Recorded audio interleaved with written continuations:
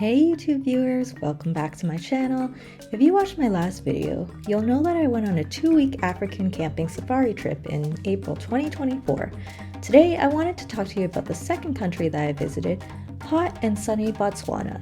If you're planning to visit Botswana and want to learn more about things you can do in the country, stay tuned and I'll share with you all the details about my trip to Botswana.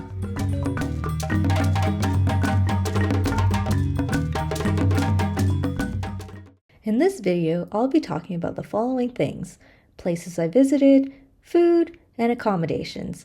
Before we begin, I would really appreciate it if you could support my channel by giving this video a like, leaving a comment below, and hitting the subscribe button. Let's get started. Places I visited.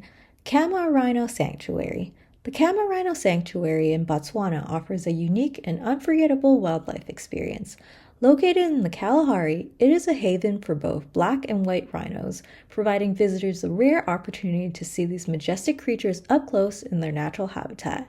Beyond rhinos, the sanctuary is home to a variety of wildlife, including giraffes, zebras, and over 200 species of birds. Okavango Delta. The Okavango Delta is one of the world's most unique and pristine ecosystems, offering a magical wildlife experience. Known as the world's largest inland delta, it's a UNESCO World Heritage Site famous for its stunning waterways, lush vegetation, and rich biodiversity. Visitors can explore the delta by mokoro, which is what I did, boat, or on foot, allowing for intimate encounters with elephants, lions, hippos, crocodiles, and countless bird species. Chobe National Park. Chobe National Park is one of Botswana's top wildlife destinations and is known for its large population of elephants. Visitors can enjoy spectacular game drives, boat safaris along the Chobe River, which I'd highly recommend, and walking tours that offer incredible wildlife sightings, including lions, buffaloes, and a variety of bird species. The park's diverse ecosystems, from riverfront to savanna, provide a rich and varied safari experience. Food. In Botswana, all the meals were made by my tour guide while we were camping, except for two. Some of the meals she cooked included burritos, hot dogs, curry with pop and salad, and many more.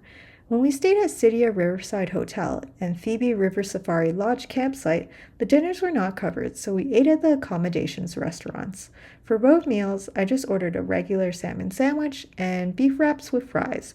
There was nothing special about the food. They tasted pretty average in my opinion. Accommodations. Kama Rhino Sanctuary Camp. Kama Rhino Sanctuary Camp was the first campsite that we stayed at during the 2-week camping safari trip.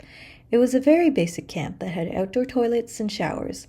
The campsite was very spacious, so we had a lot of room to put up tents, set up a campfire, and cook. In terms of cleanliness, this campsite was by far the least well maintained. I would only recommend short stays here if you don't like camping. Sidia Riverside Hotel. Before we embarked on our trip to the Okavango Delta, we stayed one night at the Sidia Riverside Hotel. This accommodation did have hotel rooms for guests, but because we were on a camping safari tour, we stayed on the campground at the back of the hotel. I really enjoyed my stay here because although we weren't guests staying inside a hotel room, we were still able to use all the facilities in the area, such as the pool, Wi-Fi, and air-conditioned rooms. On top of that, the outdoor facilities were plentiful and very clean. If I ever visit the Okavango Delta again, I wouldn't mind staying at this accommodation. Okavango Delta Camping. The Okavango Delta was the only place where we stayed at a basic bush camp. This meant we were in the wild, had no outdoor facilities for taking a shower, and if we wanted to use the bathroom, we would have to use a shovel, dig a hole in the ground, and do our business. To be honest, this is not my favorite way to camp, but I would say the memories that I made and the things that I experienced while bush camping at the Okavango Delta was well worth the discomfort. Planet Baobab. Situated very close to the village of Gweda, we stayed at the Planet Baobab accommodation.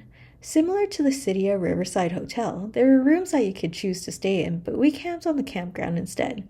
If I had to compare this place with Sidia Riverside Hotel, I would say Sidia Riverside Hotel is more upscale and comfortable, but Planet Baobab wasn't bad either.